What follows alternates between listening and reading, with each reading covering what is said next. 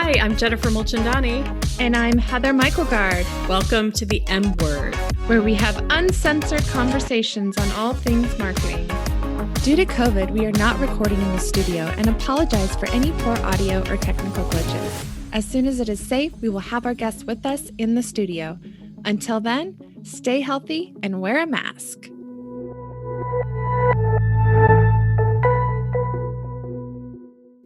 Hello and welcome to the M Word. My name is Jennifer Mulchandani. And I'm Heather Michaelgard. And today we are talking to Brian Loebig, the founder of Loebig Ink, LLC, an award-winning technology blog writer and business owner.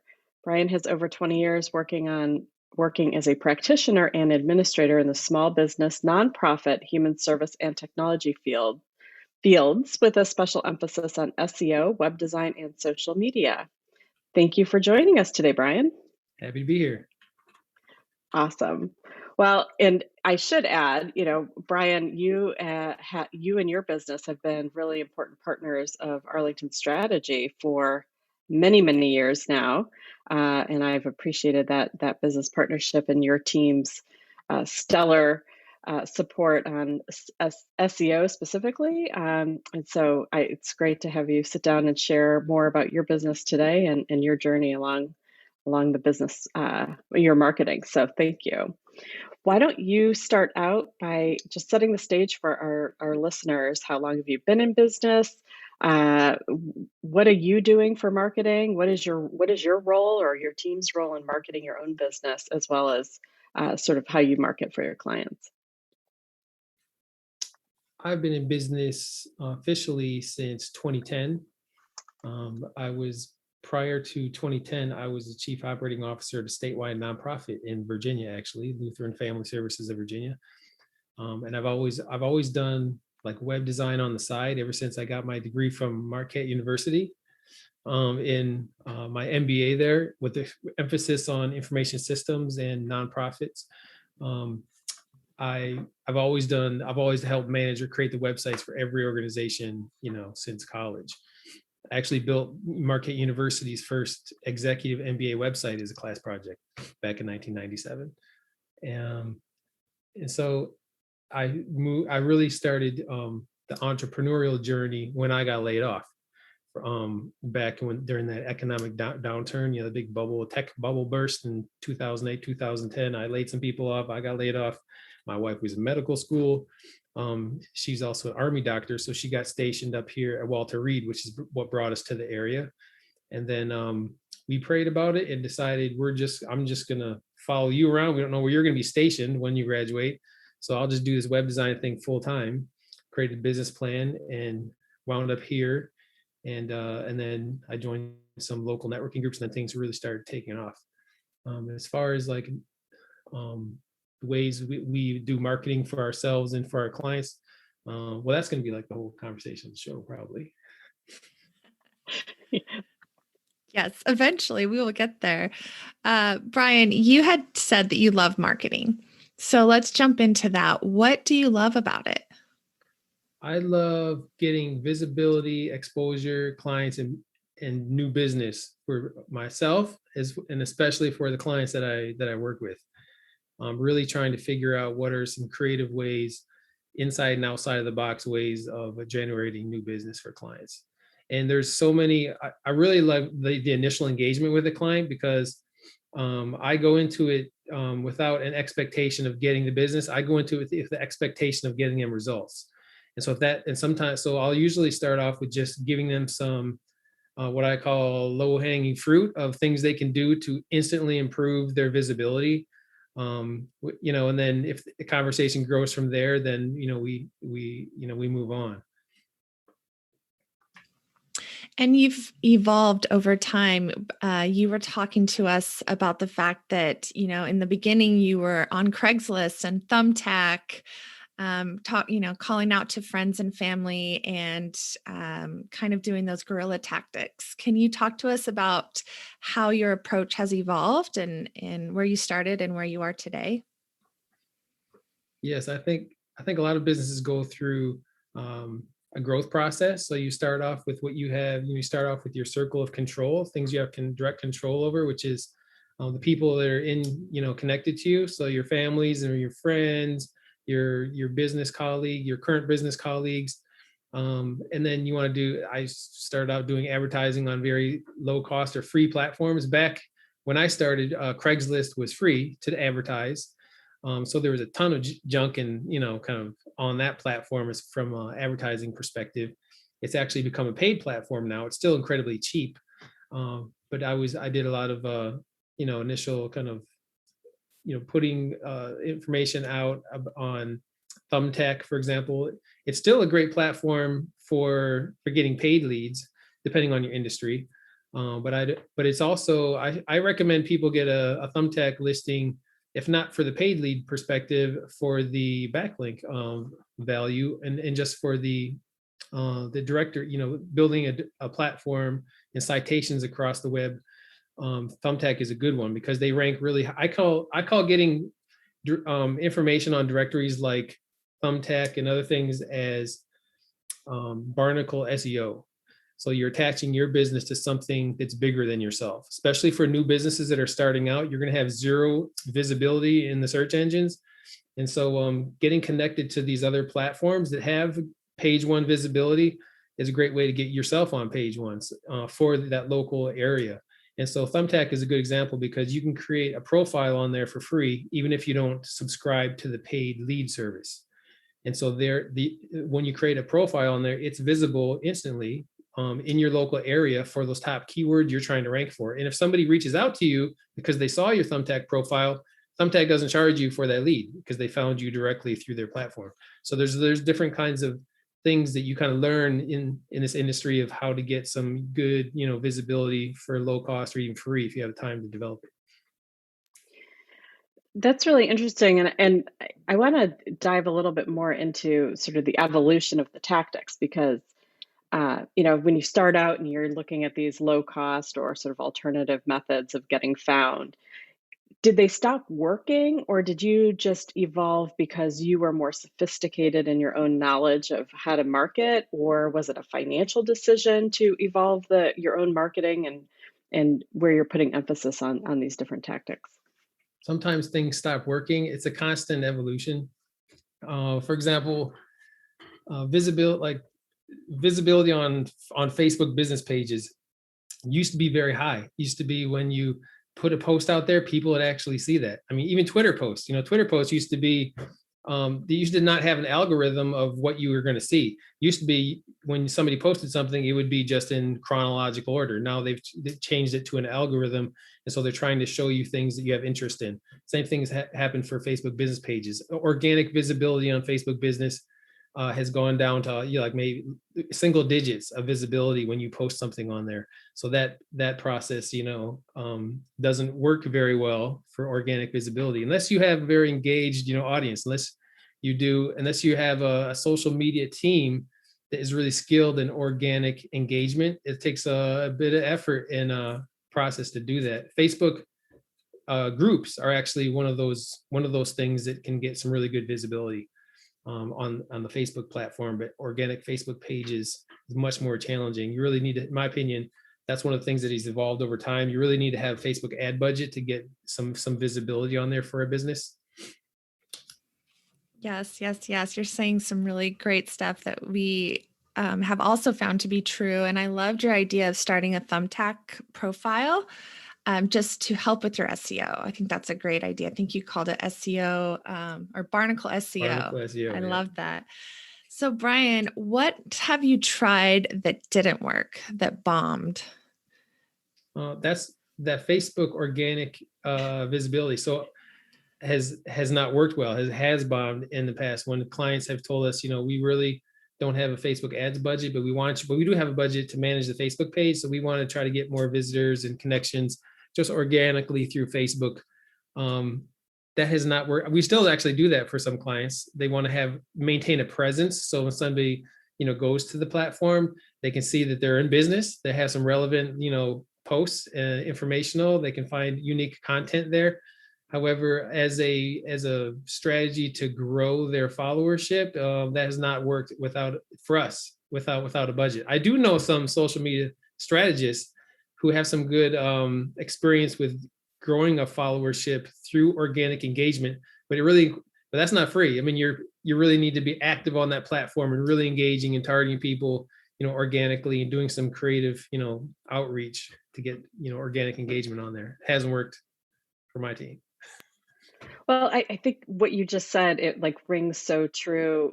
And it's not just for the social media platforms, but marketing isn't free because it's either you're putting money in it or you're putting your time, and time, if you're running a business, is money, right? So there's investment. So how do you approach where to spend money, how to spend money, and how do you answer that question from clients, which is like, how much do I need to spend? Are you personally, in your own business, afraid to spend money? Where do you fall on that spectrum? I'm not afraid to spend money on the things that work. And so I hire my own team, to work on accounts and platforms for my own business. And so I take the medicine that I'm suggesting to clients, and actually that's the best way, because then I can speak from experience on what has worked for our organization, potentially that might work for theirs. For example, I have a team of about 15 people that work for me, and various people do various things. I got several people on the team that actually write blog articles for LoebigInk.com. We do a combination. We experiment with different combinations of different things. Like right now, we're kind of on a track. We have a couple different blogs, actually. We have a blog on the LoebigInk.com website. We also manage an award-winning technology blog called the inkblog.net, where we provide tips, tools, and strategies related to marketing. A lot of it's a how-to kind of stuff. But one of the article series on there that we're kind of restarting as a strategy, we found it as a real good strategy in the past, is to kind of like a podcast, but blog format, like featuring clients, promoting them on what we call the Entrepreneurs in Action article series. And so we'll feature clients on that blog to get them visibility. And those are great shareable kind of posts because, they like seeing themselves, in an article, and then they'll share it with their followers. The reason we have that on a separate blog and not on the Loebig Ink website is I like to do a lot of how-to articles, how to set up a Google Analytics account, how to create a Facebook ad campaign. And so it's somewhat disconnected from my primary brand. So I'm able to share that with other marketing firms or web developers I work with, so that it's not directly connected to because I do a lot of white label kind of stuff. And so it's not directly connected to the Loebig Ink website. And we will drop all of these links in the show notes and in our comments of the post. But for those that are listening, inkblog.net, check that out. Theinkblog.net. Yep. Thank you. Brian, you are clearly an experienced marketer. Is there anything that's a little bit out of your comfort zone or anything that scares you that you haven't tried yet? Yes. So one thing that's out of my comfort zone would be like HubSpot marketing. I have a business partner that's very skilled in that.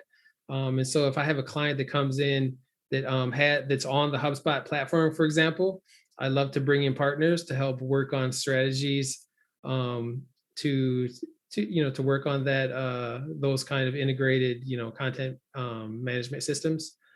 My team has no problem kind of integrating HubSpot with websites. But as far as kind of rolling out, a full marketing integration with HubSpot, it's best to work with somebody who's a HubSpot partner who has great, depth and experience in that, for example. If I can drop a name, I would say Bob Lang is one of my business partners here in Rockville with Rev Partners. He's a HubSpot partner and expert. That's great. I think that the point there is know your lane, know what you're good at, and use your network when you have to fill in and around the edges. Yep, exactly. So everybody asks this. It's been a crazy year for business, the businesses we serve. How is your business, and what has changed for you, if anything, marketing through COVID? Great question. So a bunch of things have changed. We've actually developed a whole new line of business as a result of COVID. Like when COVID first happened in like March, we had a 30-40% reduction in revenue instantly, like the next 2 months. And so we actually applied for the PPP loan because we didn't know if it was going to keep going down or if it's going to rebound. The month after that, though, was like March, April, May. In May, we actually had a best month of 2 years. Immediately after that, so people kind of held off on the marketing, and then they rebounded back in a big way, and it's gone up ever since then. I've had like 3 of the best months of the history of my business in the last few months, because everyone's digital, everyone's online. And so with that, one of the things that has evolved for my business as a service area that we weren't really doing as a promoted area was live streaming. And so we had experimented with live streaming because of I have an interest in live music. And so I actually had worked, I managed a Root Studio. There was a group up in Columbia, Maryland called Root Studio. It was a live music venue. They closed right around that COVID time.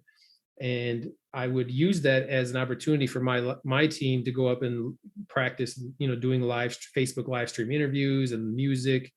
And so we just did that kind of for fun and for free to help promote that venue. But when COVID happened, we started getting requests for different live stream services. Even my church, I actually helped my church move all their services into a live stream format. And so as a result, we've actually started doing live streaming funerals, live streaming weddings. And that's become a whole new line of service that we never promoted or really had as a paid service before COVID happened. I'm actually always encouraged when I hear about the businesses and entrepreneurs that have found something during this very difficult time that has really taken off. And I think there are a lot of success stories that it's just so positive and optimistic to hear. So that's awesome. I want to shift a little bit and talk about cause marketing. Is that something that you've incorporated into your businesses at all? We do.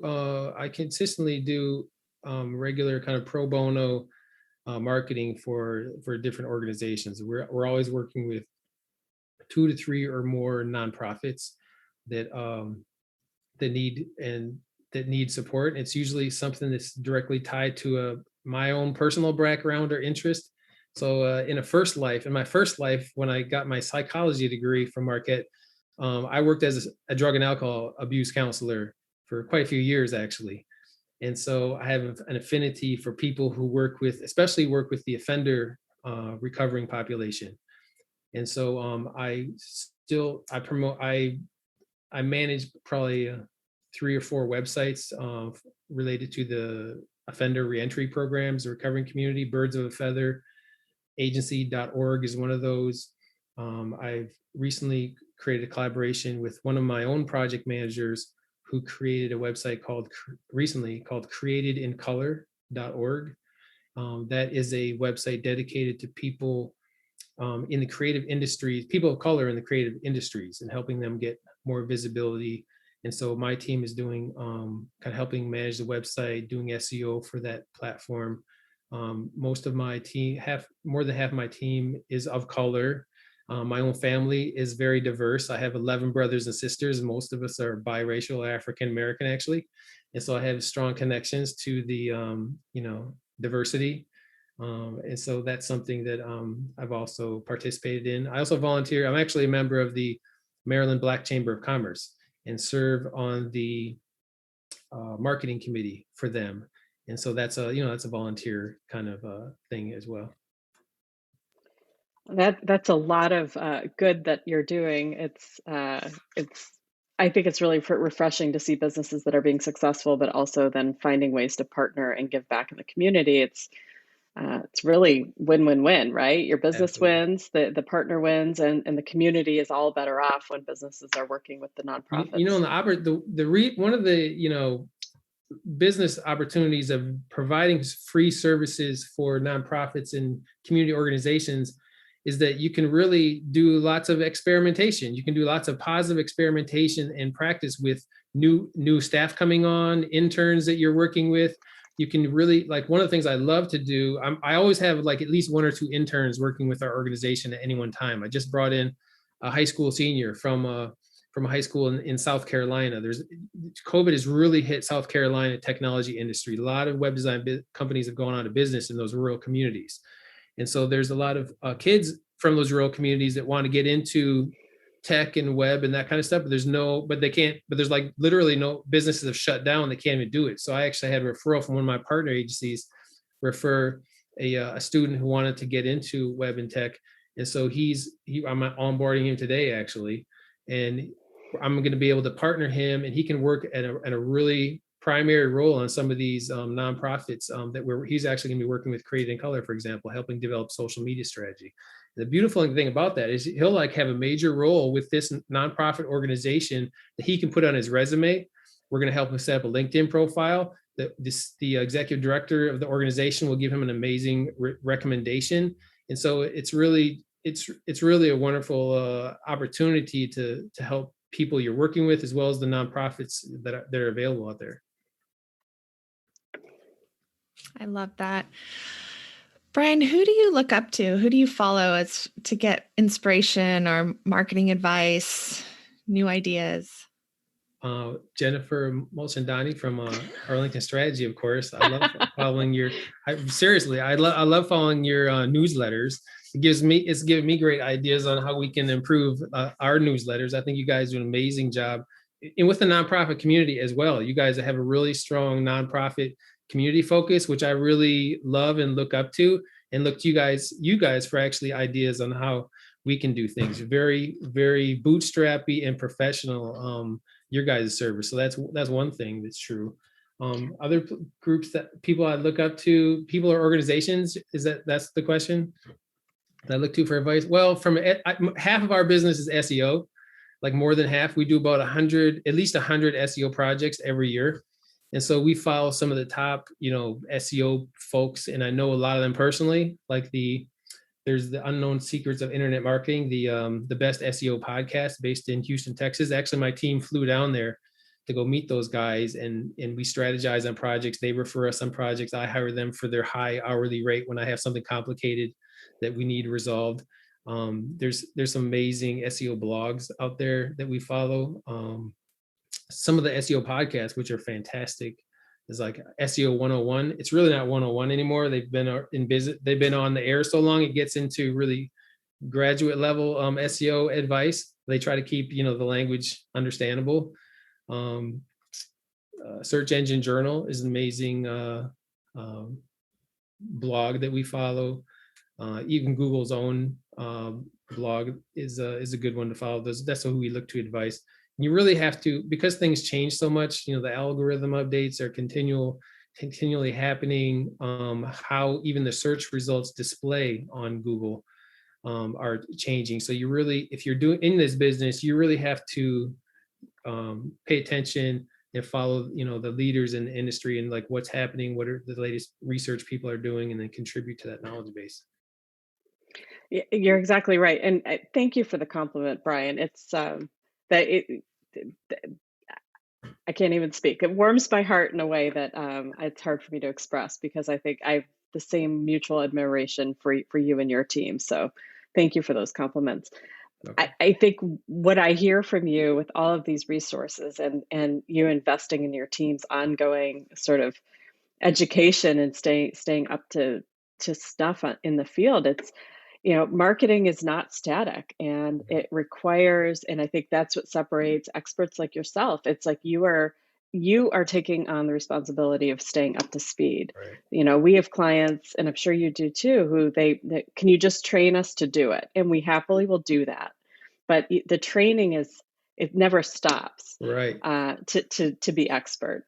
And it sounds like you guys are really invested there, which is wonderful. Yeah, we can train you on what Google My Business is doing today, but next week, stay tuned. Exactly. So, Brian, if you could go back to day one when you started your business and your wife said, let's give this a go, what advice would you give yourself? I would say trust in the people that you bring on board earlier and more strongly. So as you bring on people, try not to micromanage them. Like help them get beyond your own level of expertise. I've learned that more as I've gotten older and more seasoned in my business. Where don't be afraid for them to surpass you in your knowledge, in your area of knowledge. I've got people on my team that now have more knowledge and experience than me in different things, like in backlink research and development, or even the SEO process. I was the initial expert in training everybody originally, but when you have a project manager that spends all their day doing SEO and keyword research analysis, I rarely second guess anything or Robin Renee tells me about what needs to happen from a search perspective on SEO. I hear you, and it's a wonderful point in your business when you have invested in your team and they can become experts, and it isn't all on you and your shoulders. Yeah. So kudos to you, because that's a sign of good leadership. So, is there anything you're going to try new this year, Brian? New this year, I think. That's a good question. I'm always trying new stuff. So what's the next new thing is probably the best question.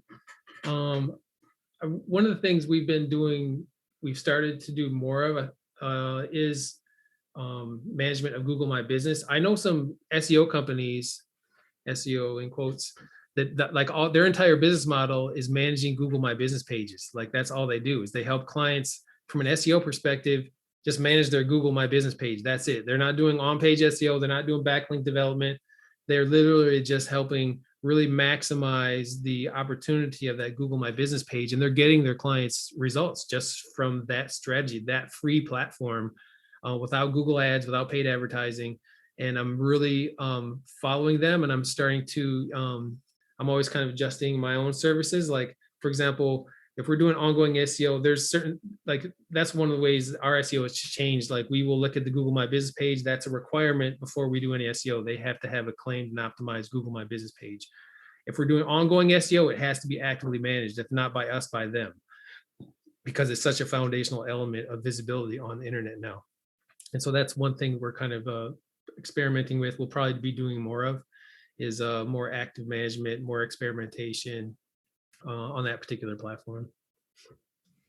So, Brian, how can our listeners find you if they want to learn more or talk to you about SEO? I'm on most social media and things, but the one place you can kind of find all those links would be on my about.me page. Sometimes people just send you to the website, but that's kind of, that's like my marketing, side of my business.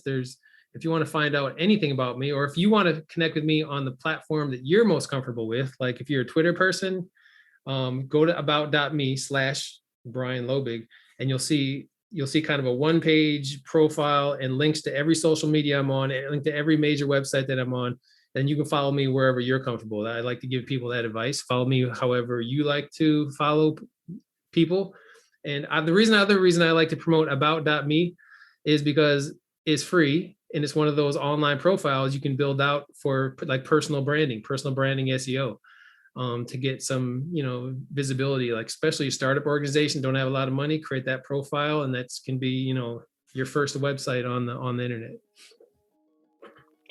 That's awesome. So just to reiterate, learn more about Brian Loebig at about.me/Brian Loebig. Thank you so much for joining us today. This has been so much fun, and I learned a ton, and really appreciate your enthusiasm and your time today, Brian. Thanks to our listeners for tuning in, and we'll see you next time. Bye, Brian.